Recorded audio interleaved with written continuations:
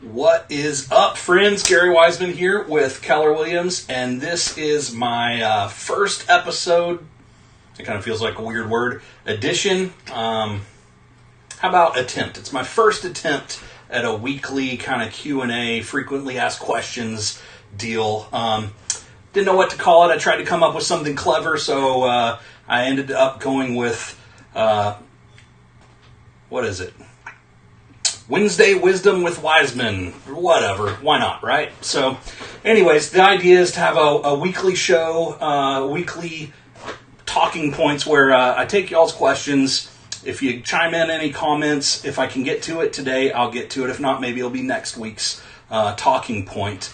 But basically, just kind of try to answer some frequently asked questions that we get. So, today, what I was going to talk about is the first step that you really need to take if you're going to be looking for new houses. And there's actually a step before the first step. So the step before the first step is actually getting pre-approved. Now, the reason you want to get pre-approved before you start looking is because you want to know what you can actually afford. You don't want to be looking at $400,000 houses if all you can afford is a $300,000 house. You're going to be wasting your time and energy and also falling in love with houses that you can't actually afford or get qualified for.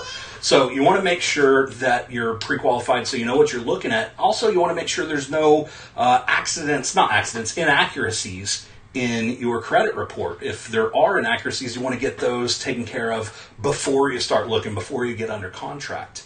And then lastly, if you are pre-approved, then you're actually ready to put an offer in on something once you do find what you're looking for. So that's the pre-step to the first step to looking for houses. Now, the actual first step, it sounds kind of silly, but it is to know where you want to live.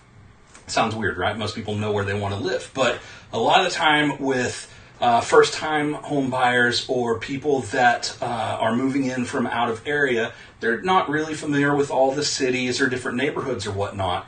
And you really want to know where you want to live before you start looking, because once you do get pre-qualified, $350,000 in Little Elm is a lot different than $350,000 in Addison, right? So you want to know where you want to live. And once you know that area, then you can start seeing if what you're actually looking for exists. So first off, you want to dial into where you want to live.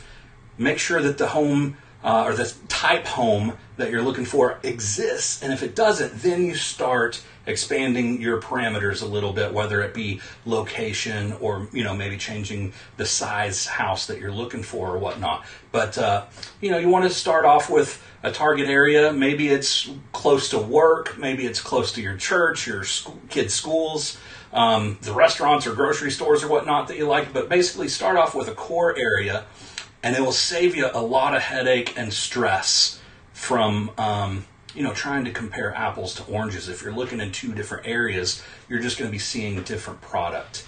So that's kind of the idea for this week, is make sure you know where you want to live before you start looking. Let me know if you have questions. We'll be back next week with a new topic. Let me know what you think about the format here. How's the audio? How's the video? I'm trying a new live product. You can see over here there's a logo. It says eCam. So I'm trying out this new thing. Let me know what you think. Hope you're having a great day. We'll talk to you later on.